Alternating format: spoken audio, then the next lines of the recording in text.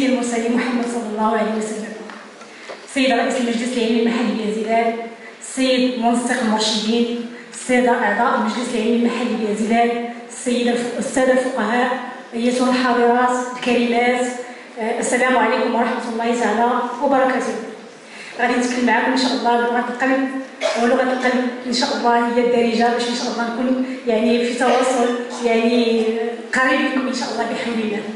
إذا الحمد لله الذي يستم بنعمته الصالحات، الحمد لله اي مجهود داروا شي واحد والا الحمد لله كيتجازى عليه. شوف الجزاء سبحان الله العظيم ديال الدنيا. مثلا الاخوات هادو اللي طالت الموسم الدراسي وهو في هذا الورش الكبير اللي من هذا المنبر هذا كنشكر السي سعيد النجا وكنشكر جميع الاخوان والاخوات اللي كيصوروا هذه الاورش اللي ديال حفظ القران الكريم، سواء الاستاذه ساره يتخوش ولا الاستاذه سعاد رجال الواعظه اللي معنا ولا الاستاذه محفظه اللي معنا في المجلس التابع للمجلس العلمي المحلي بأزلال بشرى العسولي، والمرشده حياه باخوش والمرشده فاطمه بن عمر اللي تبارك الله ما شاء الله يعني ابانوا على يعني المجهودات ديالهم اللي تبارك الله ما شاء الله كانت عندهم حلقات ديال تحفيظ القران الكريم. وتنشكر من هذا المنبر اي واحد ساهم من قريب او من بعيد في تعليم وتحفيظ القران الكريم، سواء العنصر النسوي او الذكوري، سواء الاطفال او الرجال او النساء.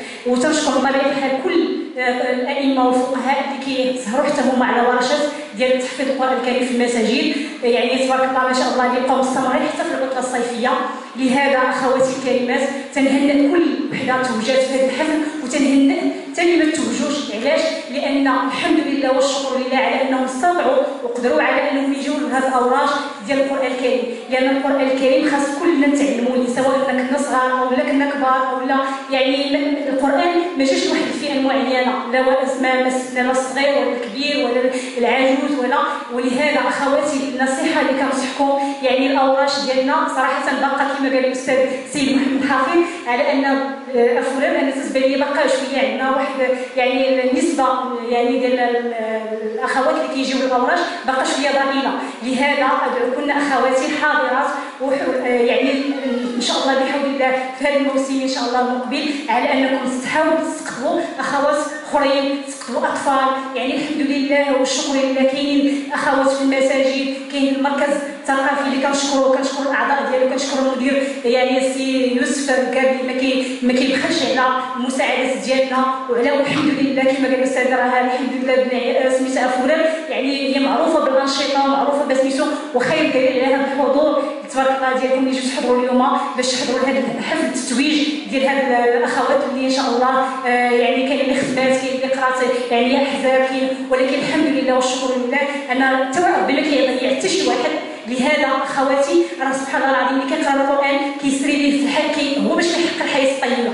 يعني اي واحد فينا بغى يحقق الحياه الطيبه والا انه يلتجا للقران الكريم، لان القران الكريم والسنه النبويه فيها كل شيء مثلا نستمتع به في الدنيا وهو اللي غادي ان شاء الله يدينا الاخره. وحنا يعني ربي سبحانه وتعالى رضي الله عنا ان شاء الله بحمد الله. لهذا اخواتي النصيحه اللي ننصحكم حاولوا ان شاء الله في الورش ان شاء الله المقبل تجيبوا اخوات اخرين. يعني راه المسلم اخو المسلم، يعني حنا الحمد لله بقاعده عندنا نحاول ما امكن ان شاء الله بحول الله نحاولوا نحفزوا بعضياتنا نحفزوا الاخوات، خصوصا ان هذا الموسم هذا غادي يعرف واحد يعني كما الموسم اللي فات يعني تقلصوا العدد ديال المساجد ديال برنامج محو الاميه اللي سبحان الله العظيم كان تيستقطب واحد العدد اللي هو كبير ديال المستفيدات، وهذا العام ربما يقدر غادي يتحيد حتى واحد المجموعه دراسيه من هذا السنتر.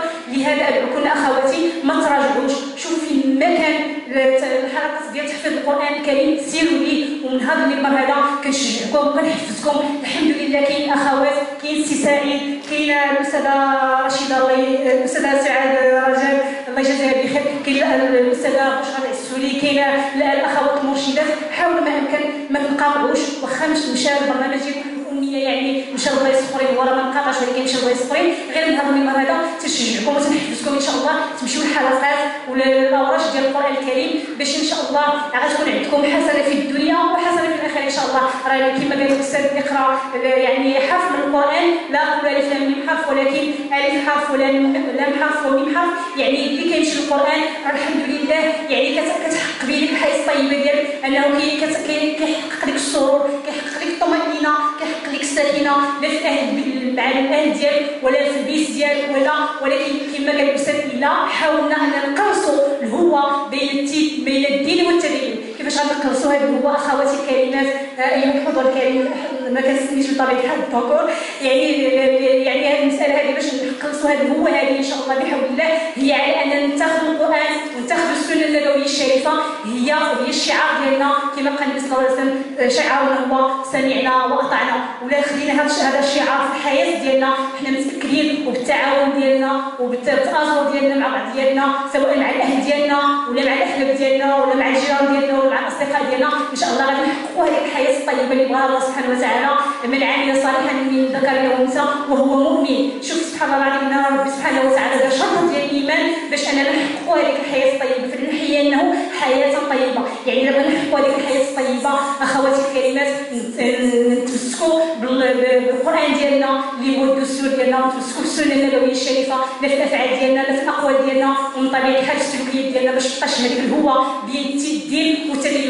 واخر يعني المجمل اللي غادي ان شاء الله في الكلمه ديالي اللي غادي ان شاء الله غادي نتمنى من الله سبحانه وتعالى على انكم تاخذوا بعين الاعتبار الاوراق الجايين. الله يجازيكم بخير. حاولوا ان شاء الله يكون واحد التآزر ويكون ان شاء الله واحد يعني الاستقطاب يعني المستفيدات اخرين جدد. انا شفت يعني كنشوف وجوه تتكرر في الاوراق ديال القران الكريم. ماذا بيا ان شاء الله نحاولوا نحفزوا بعض ديالنا نحفزوا الاخوات ديالنا نحفزوا هكا ان شاء الله باش ان شاء الله ما نقلبوش على ان شاء الله على النعيم ديال الدنيا بوحدنا ولكن النعيم ديال الدنيا والاخره نحققوا مع بعض ديالنا مع الاهالي ديالنا مع الجيران ديالنا مع الاصدقاء ديالنا باش هكا ان شاء الله نحققوا واحد الحياه طيبه. اسعدنا الله واياكم وشكرا لكم والحمد لله رب العالمين. شكرا.